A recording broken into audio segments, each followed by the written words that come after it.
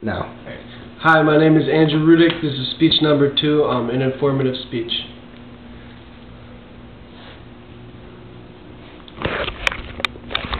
Alright.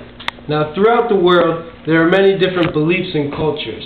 And associated with these cultures can be music or just things that they do every day, a daily routine. And today we want to concentrate on one area of Puerto Rican culture, and that is their music. Alright, they have many different kinds of musics that are known to their island, but the three today we're going to concentrate on today are bomba y plena, salsa, and reggaeton. Throughout this speech I'm going to tell you a little bit about each kind of music, a little history, and just a little bit of information so that you better understand each of these three kinds of music. We're going to start with bomba y plena. Bomba y plena is the earliest known music to the Puerto Rican culture. People like it because it's a combination of both simplicity and repetition.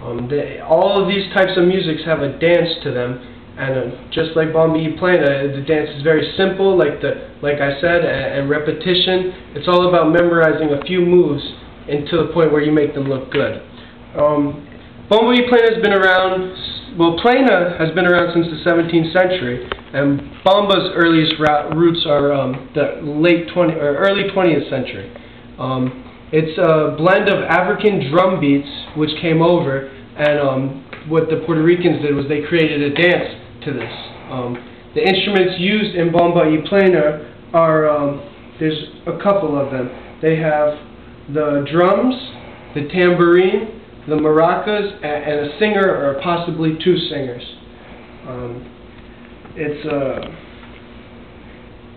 It's very popular to the Afro-Puerto Rican culture and just Puerto Rican culture in general. Like I said, it's the earliest form of music, and it's a good one too. Okay? The next one we'd like to talk about today that has history, along with bomba y plena, is salsa. Salsa is very significant for its dance. It has its own dance, just like bomba y plena, but it's more seductive and very sexy kind of dance. And it's fun to watch, and it's fun to do. There's a dispute where salsa started between the Cubans and the Puerto Ricans, but they both have very good facts and arguments, so it's fair to say that it's a combination of the two that salsa was created. Salsa got its name from New York City. When it made its way to New York City in the United States, they gave it the name salsa, and it stuck. And it's very popular throughout the world, not only in Puerto Rico, but it's known throughout the United States, Asia, Europe, and even parts of Australia. So it's had a very, very good hit, and people are continuing to do the salsa and at a fast rate. Okay? Along with salsa, the third and final that I'd like to talk about is reggaeton. Reggaeton is a new kind of music. It's known as an urban. If you compare it to music in the United States, it would be like hip-hop and R&B, but with a more uppity beat. It's very live. They mix different rhythms of different musics. There's salsa found in reggaeton. There's hip-hop and R&B. There's merengue, and there's bomba y plena too. And throughout the mixture of these, it creates reggaeton. What they were going for when they created reggaeton was it was actually an adaptation of Jamaican reggae. And after, coming up with a couple ideas and practicing, they gave it its own sound and its own kind of music, and it was a big hit, and kids love it here in America, and as well as all around the world. Reggaeton is very interesting. It's big in the clubs.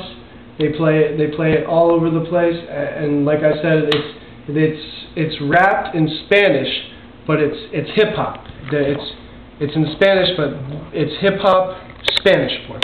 It's very interesting kind of music, and one of the major artists that do reggaeton, they say he's the king of reggaeton, is Daddy Yankee.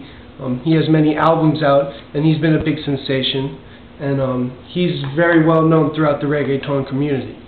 Now, the reason that there's an importance on these musics is because Puerto Ricans hold them very high in their culture, and they like to dance, and these musics all bring out a new dance and a different vibe and a very good feeling to their culture, and almost a sense of understanding of one another.